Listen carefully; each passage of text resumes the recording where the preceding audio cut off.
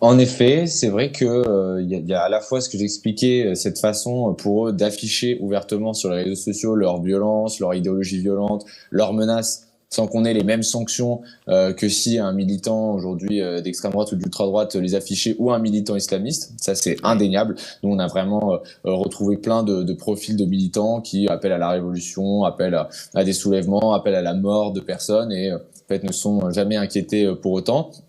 Ce qui est également très frappant dans les profils qu'on a relevés, ce sont des profils qui finalement ont commis plusieurs agressions, sont parfois allés faire de la garde à vue, mais pour autant ne sont jamais passés devant un juge. C'est-à-dire que Mmh. ça aussi, c'est une chose qu'il faut noter. On a des profils qui en fait égrènent les rapports avec la police, égrènent les gardes à vue, égrènent les agressions et autres, mais ne passent pas devant le juge ou alors sont très peu condamnés. Et on se demande comment est-ce que c'est possible après au vu des faits, des menaces qui ont été proférées par ces militants. Là, on est clairement dans un laxisme et qui crée de plus en plus une impunité chez les antifas et qui va leur donner en fait des ambitions de plus en plus violentes. Hein. C'est clairement, enfin, faut le dire, hein, nous, toute notre rédaction a été extrêmement choquée par l'affaire Charlie Kirk.